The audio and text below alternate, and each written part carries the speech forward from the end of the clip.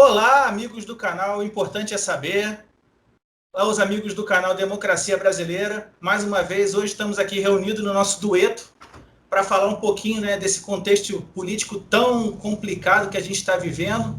E hoje a gente vai fazer uma busca histórica também, rapidamente, trazendo um pouco de uma questão que vem sendo discutida recentemente no Brasil, quando a gente fala de Estado laico. Será que somos hoje um Estado laico? Ou a gente está abandonando aos poucos esse conceito tão importante de uma república? Enfim, é um tema que merece um pouco de cuidado ao ser analisado, né? E já entrando nesse tema, para a gente não perder tempo, já que a pauta hoje está muito grande, eu fiz uma busca, nas constituições brasileiras, buscando saber, até quando a gente não foi Estado laico, quando a gente adotou, um Estado laico e como a gente é hoje. Então, só para ilustrar aí o tema, para a gente poder debater, a nossa primeira Constituição, que foi a Constituição de 1824, ela estabelecia que a religião católica apostólica romana era a religião do Império. Ou seja, a gente tinha uma religião oficial. E qualquer outra religião, ela tinha liberdade de ser praticada, desde que, de forma alguma, exterior ao templo. Ou seja, seja uma religião evangélica, espírita, qualquer que seja a religião, para ela poder ser praticada, ela teria que ser praticada da porta do templo para dentro, nunca externamente, né? Então, essa foi a nossa primeira Constituição, que tem outras questões interessantes também, né? Por exemplo, para você ser nomeado um deputado, você não poderia ser nomeado se você não professasse a religião do Estado. Ou seja, era obrigatório você seguir a religião católica para você ser um deputado do Congresso, lá da Câmara dos Deputados na época imperial. Coisas inimagináveis hoje em dia, né? Mas que a gente nem sabe, nem se lembra ou desconhece, que aconteciam.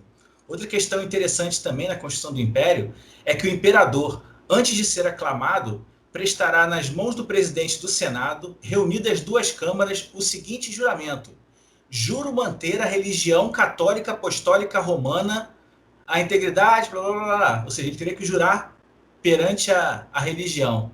São fatos que a gente hoje não imagina, né?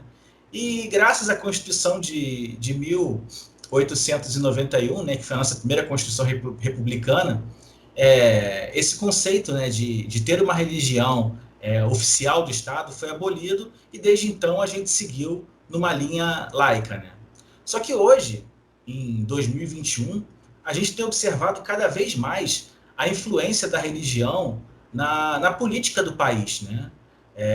Temos a bancada evangélica muito forte hoje em dia, né? Indiscutível, que tem entre seus expoentes a Flor de Lis, que ela é um exemplo dessa bancada aí, que tem tanto poder inclusive para não ser caçada, mesmo sendo acusada de cometimento de um crime, que a gente conhece muito bem, que é o homicídio, com qualificadoras e tudo que tem direito.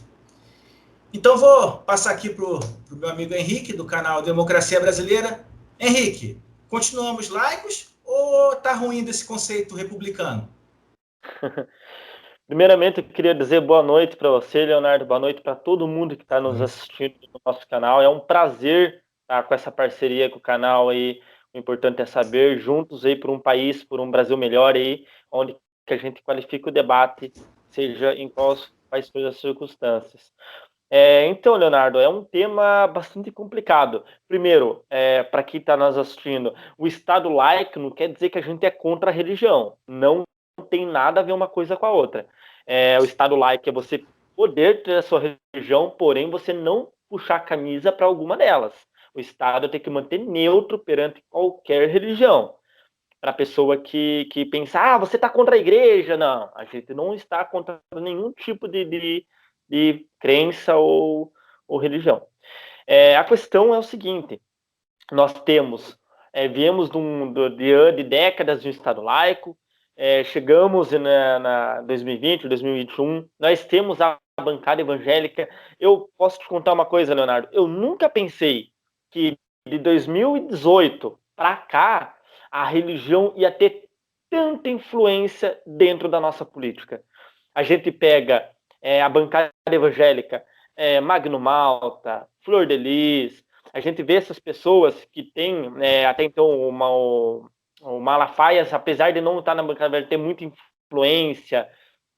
A gente pega também o Feliciano, a gente pega outras pessoas também, e tem muita força nessa bancada evangélica. E eu vi algumas pautas são horrorosas dentro da bancada evangélica. Por exemplo, ser oposição à criminalização da homossexualidade. É uma coisa assim, patética.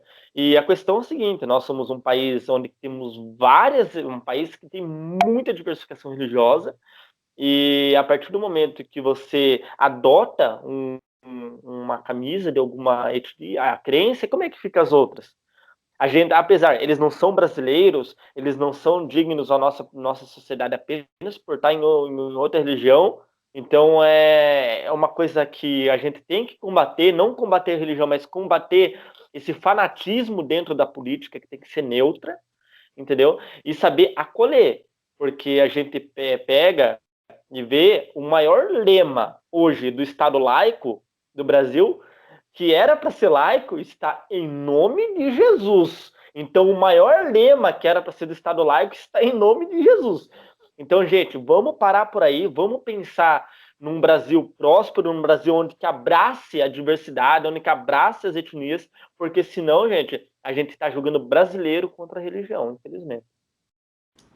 É verdade. E outra coisa, Henrique, eu acho que todo e qualquer fanatismo, ele tende a gerar conflitos cada vez mais fortes, porque hoje a gente vê essa bancada evangélica, em nome de Jesus, navegando em céu de brigadeiro. Ela não tem nenhuma oposição, mas imagina se começar a ter uma bancada católica, uma bancada judaica, uma bancada espírita, ou seja, pode chegar um tempo, se a gente não cortar agora na raiz, o meu medo é chegar daqui a alguns anos, a gente fragmentar esse congresso em várias bancadas de religiões diferentes, e aí começar um contra o outro, e aí não aprova mais nada. Trava tudo, não. Se ele aprova A, eu quero B. Se ele aprova azul, eu quero rosa. E aí vai, né? E a gente vê que essas bancadas elas têm tanta força, que, por exemplo, teve uma portaria, quase ninguém fala, mas teve uma portaria do Ministério da Saúde do ano passado, para normatizar a questão do aborto da mulher vítima de estupro, que é um absurdo.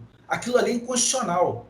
Não deveria nem estar ali. Mas a gente sabe que teve um forte apoio da bancada evangélica para se, junto no Ministério da Damares, né, para colocar aquele objeto ali numa portaria para dificultar mesmo, forçar a vítima a ter um constrangimento tão grande que ela desiste de abortar e acaba tendo a criança, né, que é objeto de um crime. Então a gente tem que ter muito cuidado para a religião não começar a mudar a lei e conceitos que a gente tem já definidos há muito tempo. O aborto decorrente de estupro, ele está no Código Penal desde 1941, dizendo que não é crime, ou seja, é uma das hipóteses que você não comete um crime. Então assim, a gente tem que ter muito cuidado quando a gente quer legislar, não focado na ciência e na razão, mas sim na religião.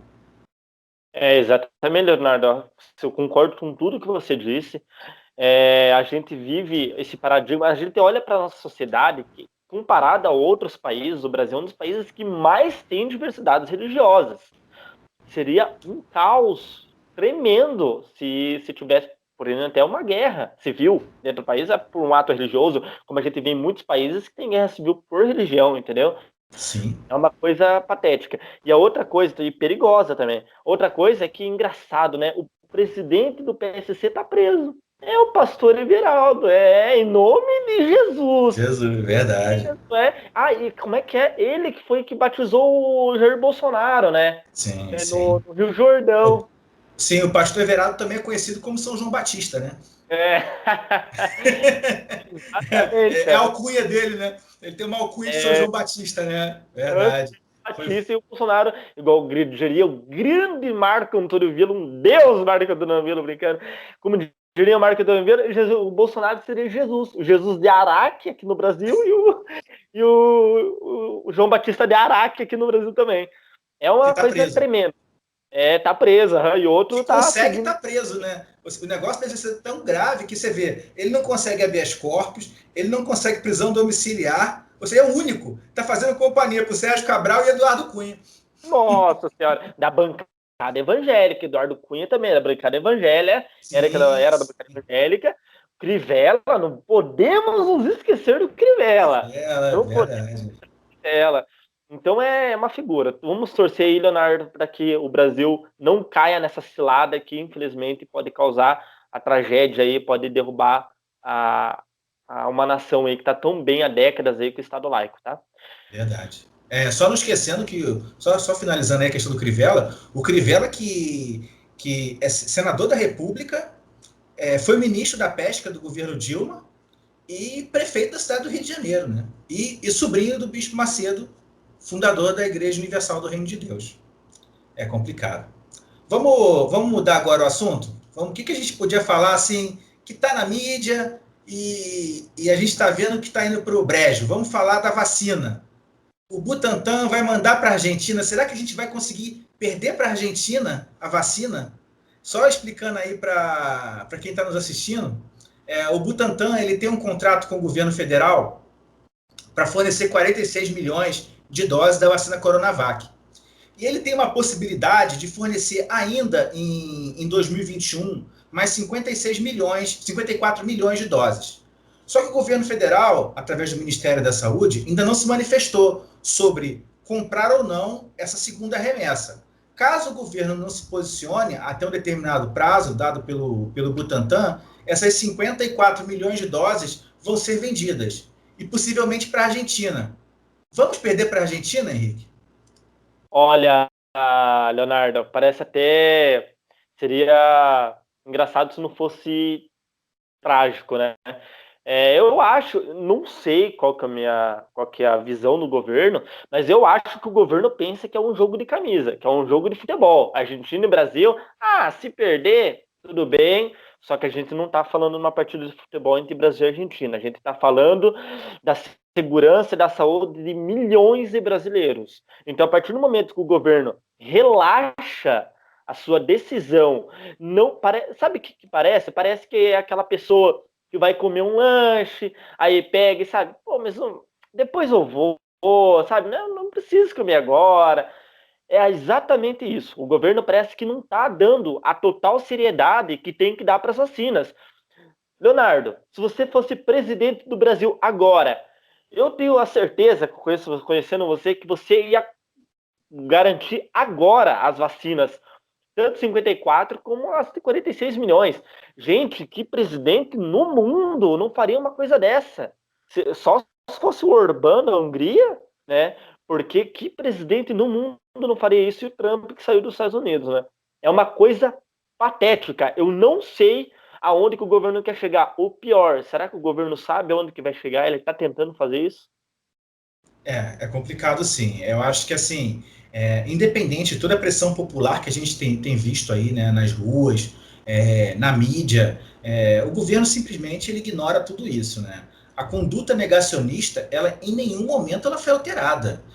Tem alguns balões de ensaio que a gente vê, né, diante da pressão. Vou falar com o embaixador chinês, vou falar com o embaixador indiano, vou tentar comprar insumos, vou tentar comprar vacina, mas no fundo não é interesse desse governo comprar vacina, nunca foi e nunca vai ser. Eles não vão mudar. E outra coisa, vão jogar o Pazuello para as feras. Ou seja, o Pazuello vai ser o boi de piranha. Já botaram ele lá no Amazonas, escondido lá, mas assim, pode ter certeza, vai sobrar para ele e só para ele, tá? Para salvar o chefe dele. O Pazuello vai acabar pagando a conta sozinho. Você não acha? Exatamente. O governo que está atualmente, porque eu não falo só Bolsonaro, porque é uma caterva, né? O Sim. governo, se foi despachado o Henrique Mandetta, se foi despachado até teve um ministro lá que saiu, se os dois ministros da saúde foram despachados, quem que é Pazuello para esse governo? Não é ninguém, é uma marionete, como diriam os antigos, é uma marionete do governo. É muito óbvio que o governo vai salvar sua pele e vai deixar o Pazuello se queimar aí e tá saindo do governo, a culpa é do Pazuello, tá ok? Então é muito fácil prever uma coisa dessa, mas a questão é que não podemos esquecer também que esse negacionismo, lembrando que a Venezuela pegou e mandou os insumos para o Brasil, os oxigênio para o Brasil, ajudando a questão de Manaus, o Bolsonaro falou para eles, mas tem que pegar e tem que ajudar o povo de vocês com auxílio emergencial, criticando a Venezuela, não importa se é esquerda ou é direita, criticando a Venezuela, e ainda por cima falou bem assim pro ministro do lado, Tarcísio, se tinha cachorro na Venezuela. Ele falou assim que não tinha porque comeu tudo. Porque os venezuelanos comeu tudo. Olha que momento baixo que o Brasil está chegando. Olha que nível baixo de presidente. Eu diria que nem o mais bebum do boteco de esquina da casa onde eu moro aqui chegaria ao nível tão baixo que a presidência está chegando. É verdade. A gente teve, né, no Mandetta, não sou advogado de defesa do Mandetta, mas eu acho que, assim, ele, pelo menos, ele era um ministro alinhado com a ciência.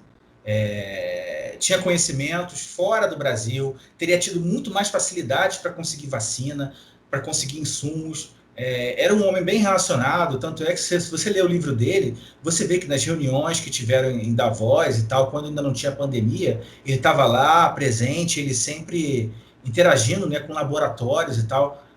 Infelizmente, ele foi colocado às feras, né, pelo Bolsonaro, e o Nelson Tais, que foi o segundo ministro também. Quando ele viu que ele ia ter que ir contra a ciência, ele largou de mão, falou, não, eu tenho minha idade, eu tenho minha reputação, não vou me queimar.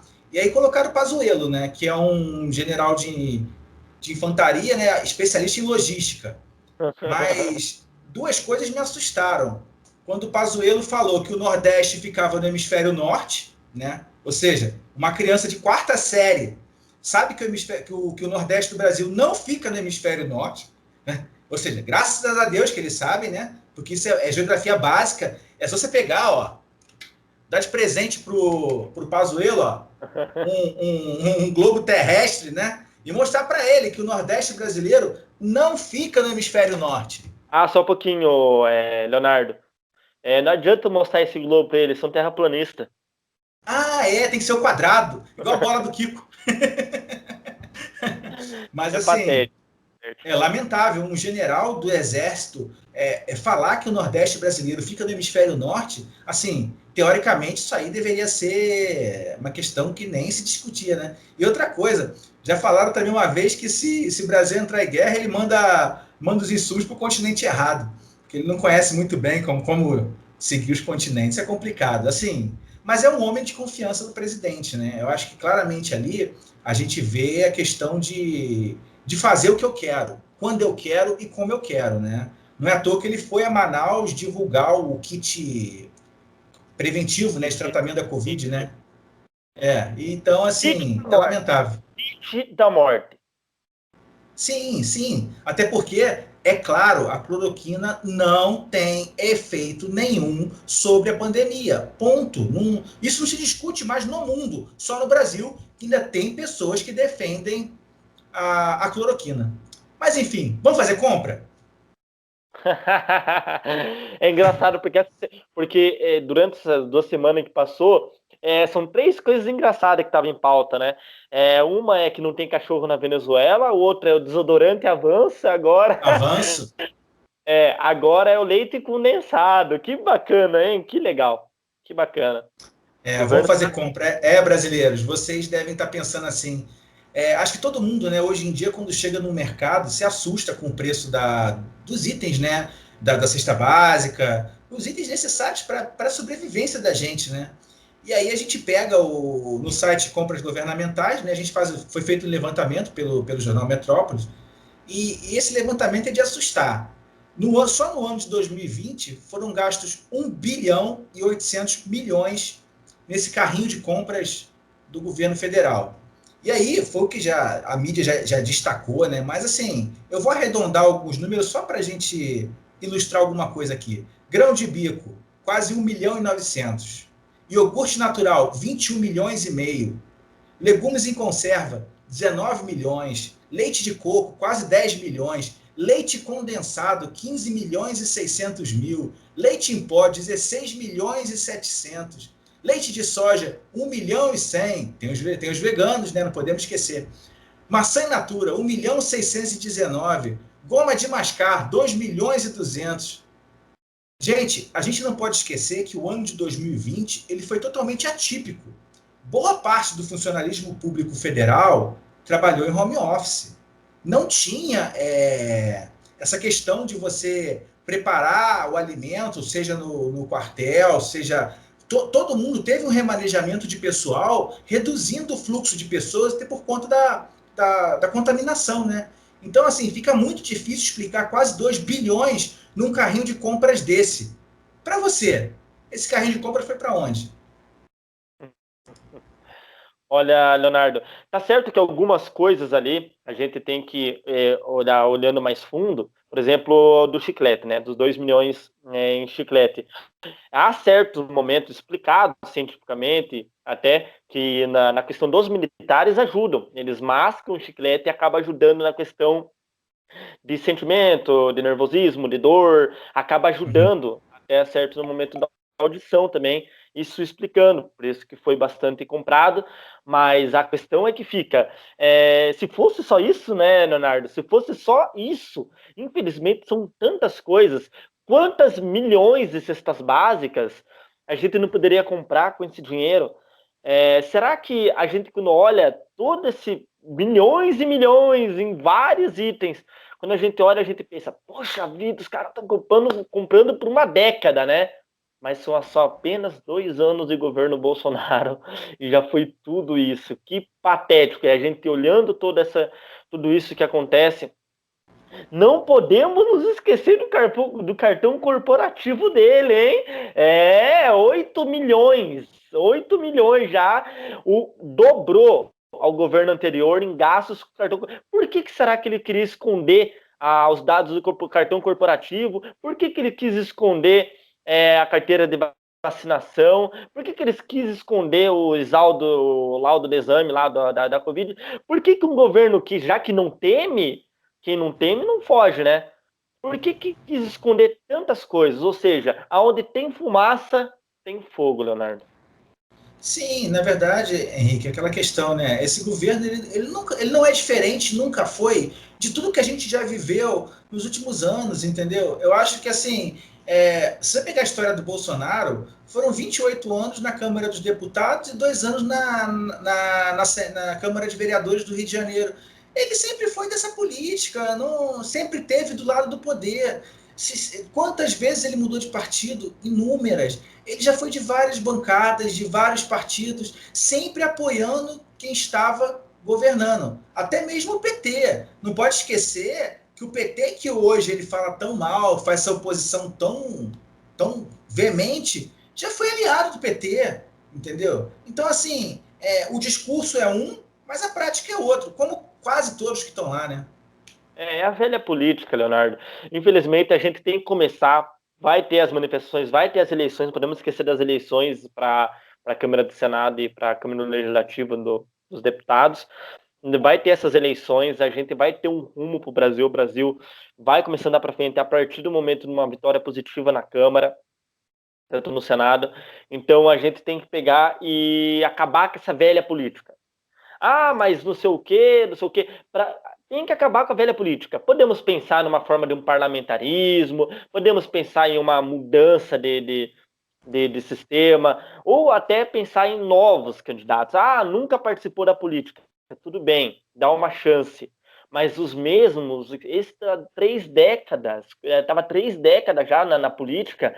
Se uma pessoa que está 3 décadas da política, o que ele vai fazer pelo país, gente? Se não teve oportunidade, não apresentou uma pauta, não lembro de uma pauta dele que foi a principal ali, que mudou alguma coisa uma lei, ou alguma defendendo alguma coisa, alguma pauta, nenhuma. O que uma pessoa dessa ia fazer? Então, fica difícil, né? Como se acreditasse no Papai Noel, uma coisa que não existe, né? Sim, e foi o que você falou.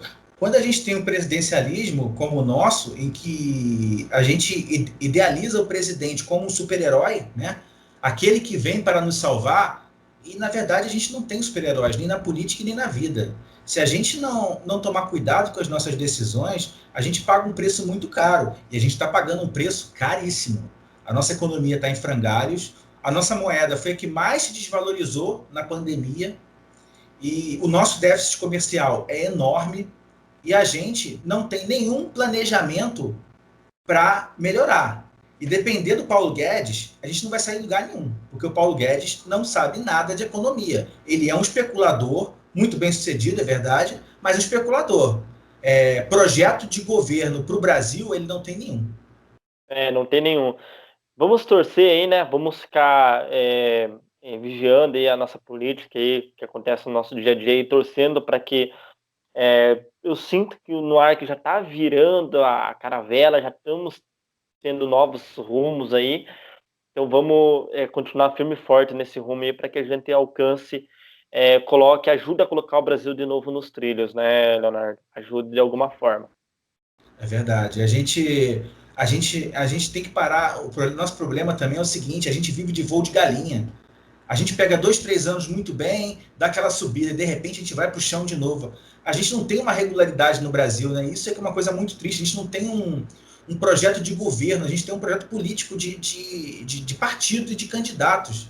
E isso acaba prejudicando muito. E eu acho, Henrique, não sei a sua opinião, que o Brasil começou a mudar na eleição, não na de 2018, mas na de 2014.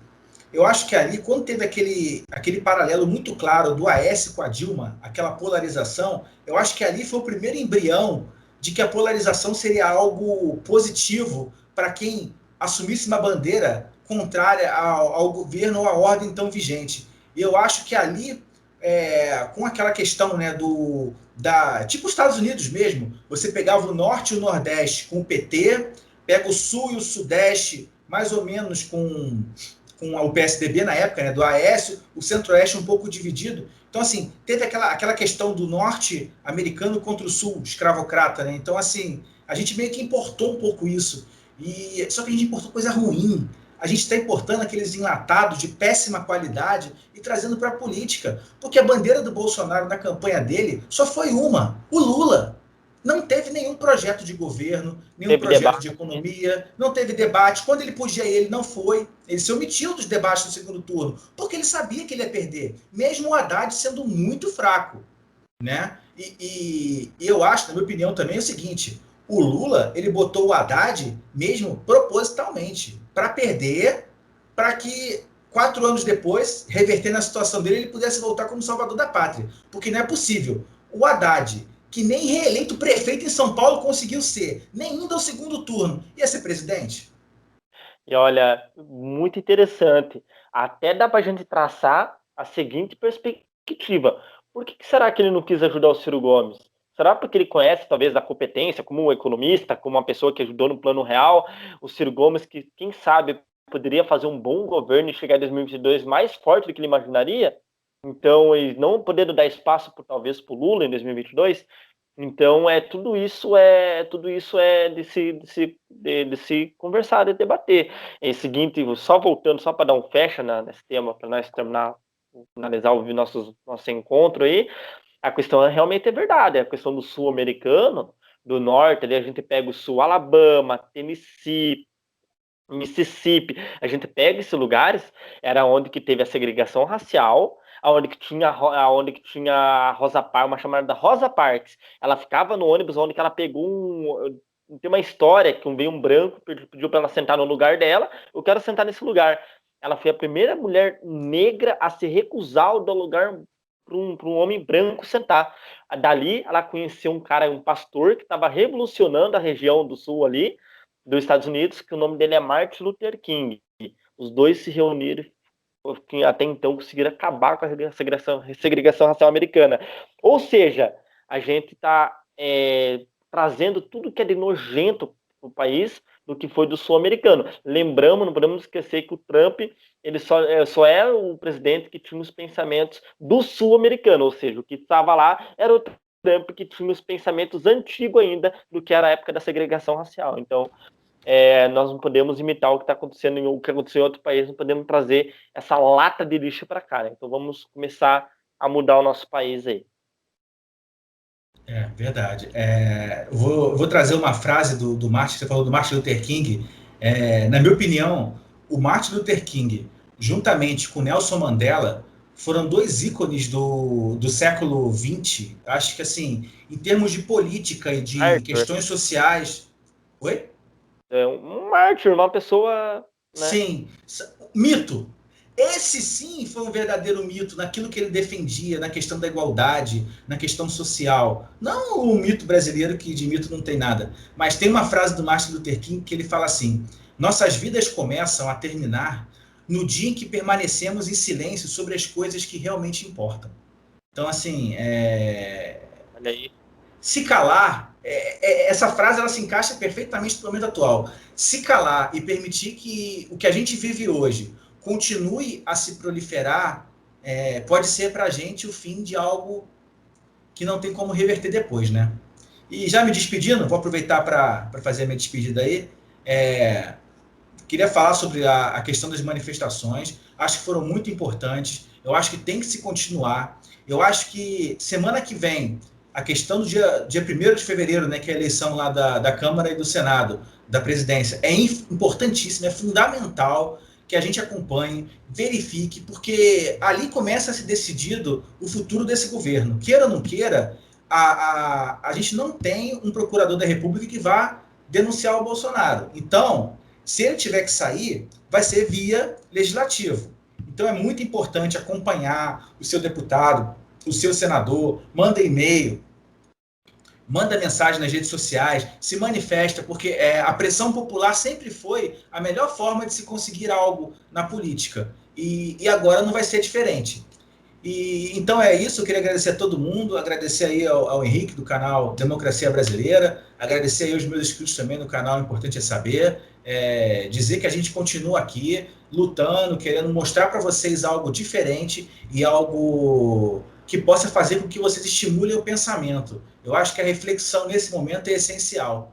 E como última frase, eu só queria dizer o seguinte, trazer, né, o artigo 19 da Constituição. É vedado a Estados, à União, ao Distrito Federal e aos municípios estabelecer cultos, subvencioná-los ou embaraçá-los o funcionamento. Ou seja, Estado é uma coisa e religião é outra. É com essas palavras que eu termino a minha fala de hoje e passo para o Henrique também se despedir. Obrigado, Leonardo. O canal aí, importante é saber. Para vocês, o canal Democracia Brasil, se inscrevam no nosso canal, deixe seu like, compartilhe. Foi muito importante as manifestações, realmente. Tentem, a partir do momento em que se tiver uma vitória da democracia no Legislativo e no Senado contra esse governo que está acabando com o país, tentem. Ele vai tentar o golpe. Em relação a uma frase que eu quero deixar para vocês também, que é do Nelson Mandela, que é até de um poeta, que ele fala na música dele, que ele fala bem assim: 30 anos na cela como Nelson Mandela, o poder de viver de uma ideia e morrer por ela. Ou seja, você lutar pela sua ideia, lutar por uma ideia que realmente importe até o final da sua vida. Eu acho que isso é o que nos dá muita dignidade. Então, eu agradeço muito a vocês que assistiram, e aí juntos aí por um projeto aí de passar a mensagem de uma forma com veracidade, sem passar pano e de uma forma realmente democrática para todo mundo. Verdade, é isso aí. Um forte abraço a todos e por mais Nelson Mandelas e mais Martin Luther Kings nesse mundo. Obrigado a todos.